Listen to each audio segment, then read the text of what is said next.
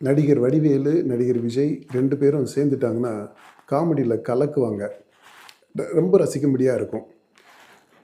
அந்த காமெடி காட்சிகள்ல கலக்கிறது மாதிரியே, இப்ப சமீப காலங்கள்ல தாவேகா தலைவர் தாவேகா இல்லங்க, டிவிகே தலைவர் விஜய் மேடைகள்ல காமெடியா கலக்க ஆரம்பிச்சுட்டாரு. இப்போ உதாரணமா பாருங்களேன், இப்போ இந்த வேலூர் விஜயம் அது சமயத்தில ஓட்டு போடுறத பத்தி சொல்றாரு. தாவேகா தொண்டர்கள் எப்படி ஓட்டு போடணும் அப்படின்றதுக்கு ஒரு 4 பாயிண்ட்ட சொல்றாரு. அப்படி சொல்லும்போது, உள்ள போன உடனே அந்த ஓட்டு போடுற எந்திரம் இருக்கும். அதில விசில் சின்னம் இருக்கும். அந்த விசில் சின்னத்துக்கு ஏத்தாப்புல ஒரு பட்டன் இருக்கும். அந்த பட்டன பஜக், பஜக், பஜக் அப்படின்னு 3 தடவ சொல்றாரு. பஜக், பஜக், பஜக்ன்ட்டு. அத அமுக்கணுமா. ஏங்க அந்த பட்டன் வந்து ஒரு தடவ தான் அமுக்கணும். பஜக் அப்படின்னு ஒரு தடவை அமுக்கிட்டா பரவாயில்ல. 3 தடவை நீங்கள் அமுக்குனீங்கன்னா பட்டன் என்ன ஆகும்?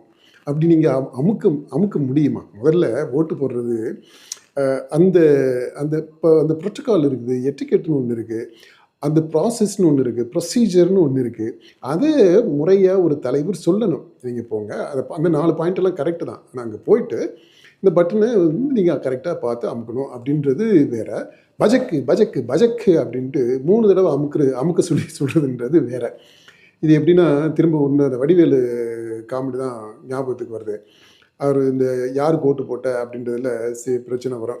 இவனுக்கு ஓட்டு போட்டா, இவனுக்கு ஓட்டு போட்டியா அப்படின்னு 2 பேரும் சொல்லும்போது, நீங்கள் 2 பேரும் சண்டை போடுவீங்க, இந்த மாதிரி கேட்பீங்க அப்படின்றதுனால தான் நீங்கள் பாருங்கள், நான் இந்த போட்ட வாக்குச்சீட்டவே கொண்டு வந்துட்டேன் அப்படின்னு சொல்லிட்டு டபக்குன்னு எடுத்து காட்டுவாப்புல. அந்த மாதிரி டிவிகேவினுடைய தொண்டர்கள் ஆயிடக்கூடாது. அவங்க போய் ஓட்டை நல்லபடியாக போட்டுட்டு வரணும். அந்த நல்லபடியாக போடணும் அப்படின்னு சொன்னால், அது எப்படி போடணும், என்ன ஆகும் அப்படின்றத முறையாக, சரியாக அந்த ப்ரொசீஜர் என்ன அப்படின்றத ஒரு ஒரு தலைவர் அதற்கேற்ற தோரணையில் சொல்லித்தரணும். எதை எல்லாத்தையுமே விளையாட்டை ஆக்கிடக்கூடாது இல்லையா?